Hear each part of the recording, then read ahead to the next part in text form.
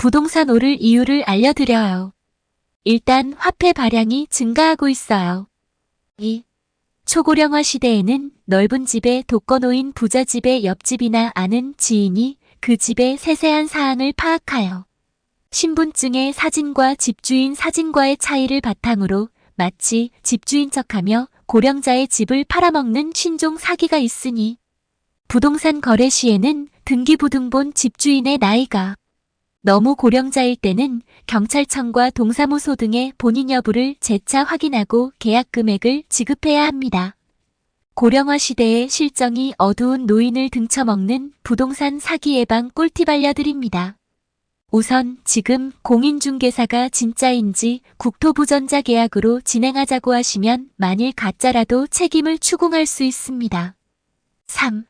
부동산을 거래하기에 주인 여부를 신분증과 운전면허증을 공공기관을 통해서 인증하고 국토부 전자계약 절차를 준수하며 안전거래를 위한 등기부등본과 건축물 토지대장을 등기부등본과 함께 준비하여 사고를 방지해야 합니다.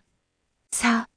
거래하려는 아파트 등 부동산의 가등기가 등재되어 있다면 주인과 소유권 관련 가등기를 매매 예약 계약서를 작성하여서 지역등기소에서 접수하고 매수자와 근저당과 가압류 등을 금융기관에서 동행하여 대납하고 근저당 등의 말소를 확인하고 돈을 주어야 합니다. 5. 경매 물건을 직접 거래하려면 소유주와 연락되어 거래 시 경매 해제를 하고 계약 진행 전 등기소 양식 매매 예약서로 새로운 가등기를 매도자, 인감증명서와 도장을 가지고 새로운 매수자로 가등기를 우선 등재하고 이후 은행의 근저당과 가압류 등을 해소될 때까지는 계약금이나 잔금을 공탁하고 있어야 하며 대부분의 돈은 근저당에 들어가므로 공탁금은 사실 별로 없습니다. 6. 아파트 분양권을 거래할 때는 시행사에서 발행한 계약서뿐으로써 이 역시 시행사에서 주인 여부와 진본 여부를 확인받아야 합니다. 분양권은 시행사에서 인수자를 새로 수정해주기 전까지는 프리미엄이나 계약금을 지급해 주어서는 안 됩니다. 계약 진행은 우선 매도자가 실제로 시행사와 중도금 등 지급한 돈을 영수증으로 확인받은 것만 지급을 위해서 복사해두고 또한 발코니 확장이나 옵션의 총 금액에서 실지급한 영수증으로만 확인해야 합니다. 중도금의 인수를 위해서 은행에서 진행하고 시행사 사무실에서 분양권 이전을 위한 절차대로 서류를 확인해서 진행하고 수정해주고 시행사에서 완료되었다고 하면 분양권 매도자에게 약정했던 돈을 주기 위해서 프리미엄과 시행사에 납부된 금액을 다시 확인하고 지급하면 됩니다.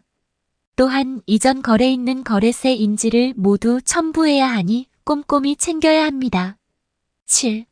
금전 가등기가 있는 부동산 거래 시 담보 가등기가 있어도 양자가 시세에 따르는 금전을 추가로 지급하면 소유권 이전 가등기로 되어 소유자가 이전된다면 경매에서 말소되는 것이 아니라 순위 보전을 위한 가등기로 소유권을 취득할 권리로 될 수 있으니 확인을 게을리하면 돈은 모두 날립니다. 뛰는 놈이에 나는 놈이라는 것입니다. 8. 재개발 지역은 건축물을 사야 하며 미래의 가치를 바라보고 매매 가격이 형성되는 것으로서 집주인의 매도 승낙을 받고 건물의 불법 건축물 건축 연도에 따른 입주권 유무를 구청 건축과에서 방문하여 직접 확인을 해야 합니다. 매수하려는 건물의 등기부에 매수자의 과거 매수 가격과 시점이 나와 있으니 현재 매매 적정 가격을 산정하는 지표를 정해야 합니다. 예를 들어 21년도에는 가장 고점이었습니다. 24년은 더 싼 가격이어야 합니다. 7. 재건축을 목표로 하는 매매에는 토지 지분이 꼭 있어야 합니다. 등기부의 표시 상황과 가압류, 근저당 등을 확인하여야 합니다. 또한 건축물의 쪼개기는 입주권 한 장뿐이므로 등기부와 건축물 대장 등의 쪼개기 확인하고 구청과 재건축 보증을 할 수 있는 기관과 사무소의 서면 확인을 꼭 받아두어야 합니다. 썩어가는 콘크리트 덩어리를 비싼 가격에 될 수 있지요. 구독, 좋아요 부탁드려도 될까요? 당신의 구독, 좋아요는 제게 영상 제작에 에너지가 되어 주어요.